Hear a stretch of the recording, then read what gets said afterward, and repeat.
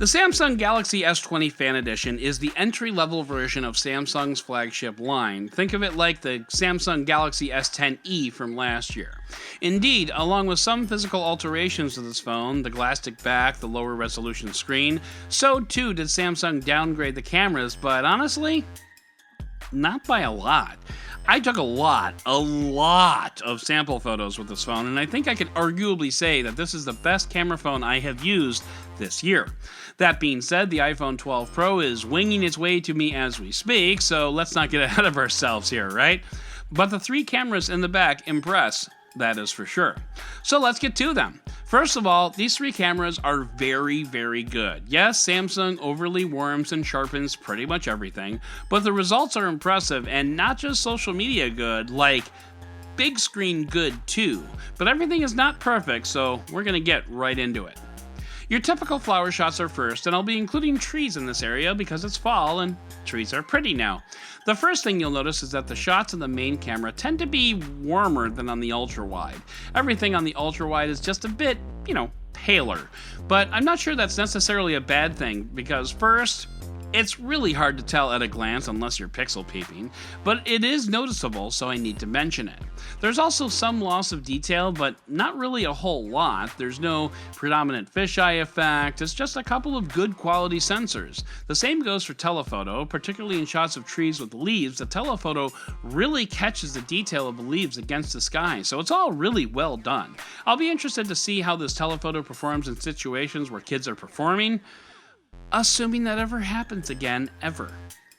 Speaking of kids performing, let's start with the old action shots. Now, before you ask why are all my action shots of my daughter on the trampoline, I'll just tell you it's because she's the only one around the house that actually does anything actiony, and it's usually on the trampoline. Just move on. Oh wait, here's a dog running.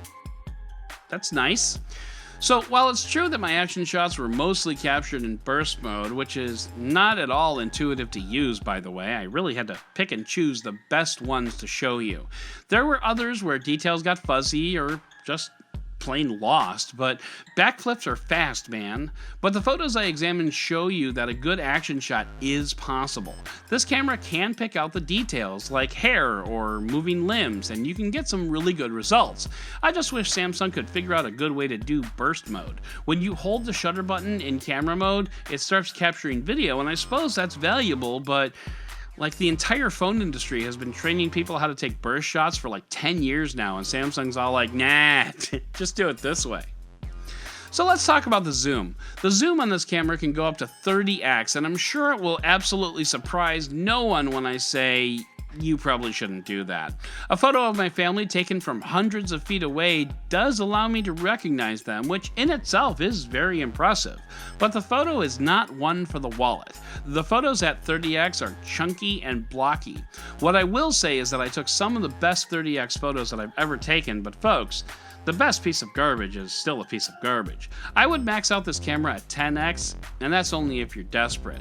Now, one thing that the camera app does when you go into 30x zoom is it shows you where in the viewfinder your 30x zoom is actually pointing. Like, it'll show you a wider view of the shot with a little square saying, here's where you're aiming right now, which is nice because it allows you to quickly find your subjects, but still, don't do it. Night shots, when the lights go down, those are always the true test of a camera, and in this case, it's actually not bad. Yes, you get a ridiculous amount of lens flare from lights in the foreground, and yes, you get loss of detail with a zoom lens, but overall, I've seen a lot worse. The telephoto in particular seemed to have trouble finding a focus point, but overall, these photos could have turned out much worse. So let's turn our sights to the selfie cam, and yeah, it's not very good. Like during the day in good light, it's fine, but at night, Jesus Christ, it's a hot mess. Like, it's okay if you can find some light to light yourself from the front, but if you have light behind you, don't even bother. Even from the front, selfies are soft and kinda gross. That being said, portrait mode on selfies and on the main camera is very good, including the benefit of a doubt patented head propped on your hand shot. When you get multiple subjects in the shot, the portrait mode goes a little confused, but overall I have very few complaints about this. So let's dive into video. Overall, video on this phone is better than most of what I've seen, but it's still not great. Both from the selfie camera and the main camera, I'd like to see more stabilization, whether it's optical or electronic.